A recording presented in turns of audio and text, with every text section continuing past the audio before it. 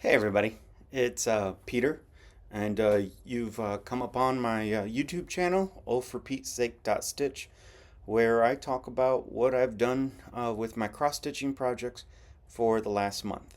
So, for anybody who is new, welcome, and for anybody who is returning, welcome back. I just want to thank everybody who has left positive comments and have reached out to me on Instagram or email, and it's great to be a part of the stitching communities. So thank you all. So the title of my video for this month is Planning for No New November, which is something that I have devised on my own. No one else does it. My friends think it's a bit ridiculous, but it's not the only thing they think is ridiculous that I do, so whatever. Yeah, so No New November is where for the entire month of November, I only work on my works in progresses, and there are no new starts on any cross stitch projects.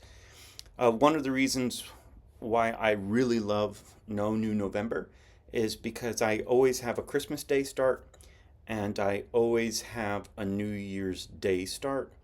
So this is a great way to make some really good progress on my works in progresses before I add more projects to the WIP pile. So I'll be showing you my works in progresses from the past month and discussing how they all fit into my No New November. So to start off this one, I always show finishes, which I don't have any for the this semester and our semester. I don't have any for this month, and I could have probably pulled something out and fully finished something, but I didn't do that either. So I have made some really good progress on my works in progresses, and I've got one new start to show you. All right, so the my first work in progress was on Teresa Koget's "Remember Me," and so this is how far I have stitched on Remember Me. So on the last video, I had this leaf and this little bud were finished. And so for the past month, I've done this, I've come around the corner. So this little leaf and this blossom and these two blooms is how far I've gotten for this past month. I've You'll notice in a little bit that I have spent a lot more time on a different project, but I keep working on this just because it's just really nice to stitch with these colors. It's a lot of great neutrals along with some beautiful pinks. Now, oh, sorry, I should tell you first.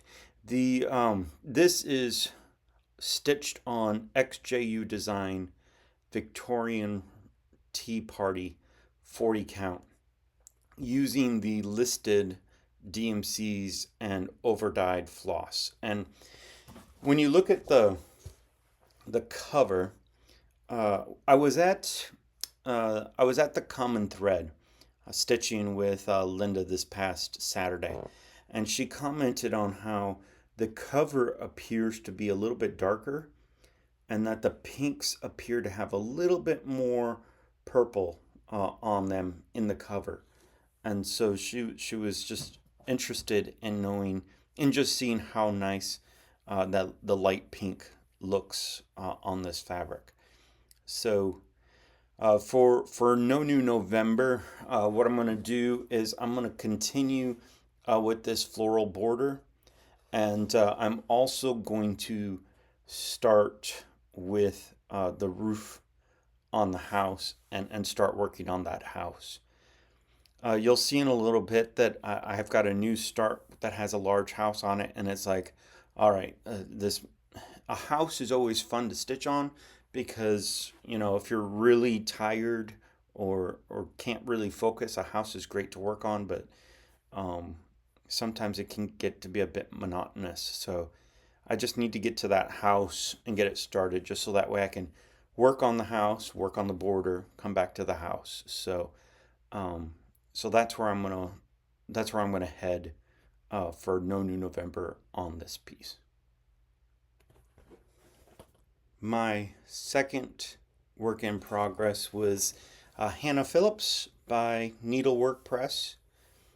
And so this is the one that I focused a lot of my month on. So this has a lot of progress on it. So I did, on the last video, I had these two trees. And so what I've done is I've continued along the top of the border, the berry bowl, this butterfly, and I have started stitching the cartouche. I really wanted to get to this cartouche because it's going to be a lot of work.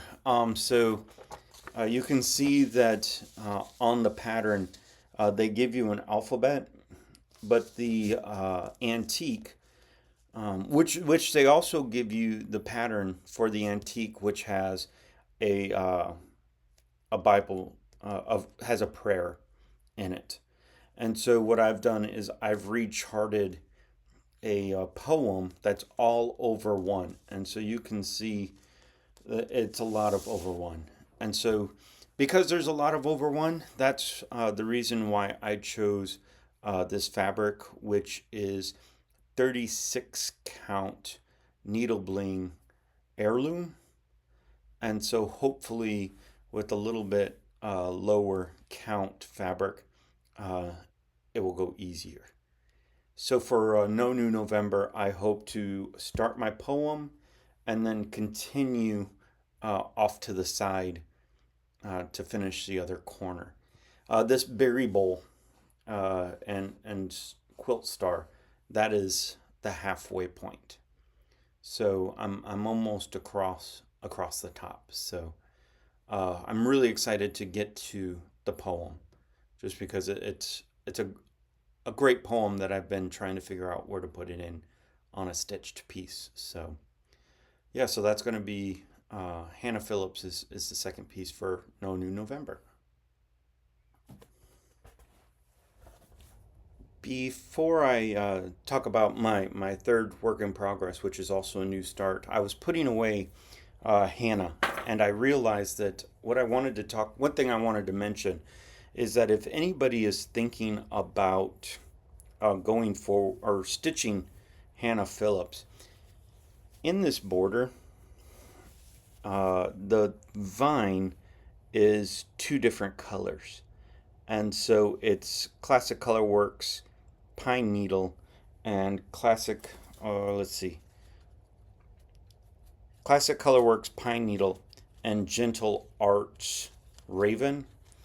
And so when I kitted this project up with the flosses that are listed in the pattern, I'm like, I don't know, because the raven, it appears black when you're looking at it in the shop. It looks black, but once you start to stitch with it and start putting it on the linen, it is black, but it's got like a really dark undergreen tone to it. So I was a little bit hesitant when I kitted up the project and started working on it, but now I just really love the two of them together. And so that's just, if you're going to stitch Hannah, be aware that you'll see that raven in the vine, but trust the designer. It's going to look amazing.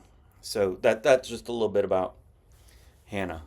So my third work in progress is actually a new start. So if you watch Finally a Farm Girl and Stitchy Linda, Linda has already shown this project because we're stitching it together. And when I was visiting the shop, we've always done a birthday sal together because our birthday month is in April.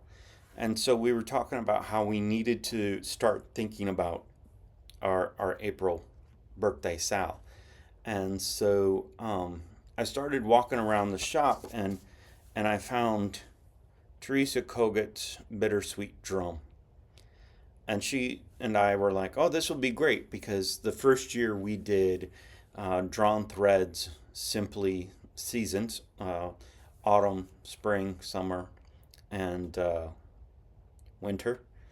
And so last year, or this year, we did Spring Moon by Plum Street. And so we're like, oh, we'll do a fall one. It'll be great. And so this was just sitting on the table, and Linda kept looking at it, and I kept looking at it, and it's like, there's no way we're going to be able to wait until April to work on this piece. So we decided that uh, October is our half birthday, so that is our ridiculous reason for having a new start in October is a half birthday Sal. So yeah, so this is Bittersweet Drum.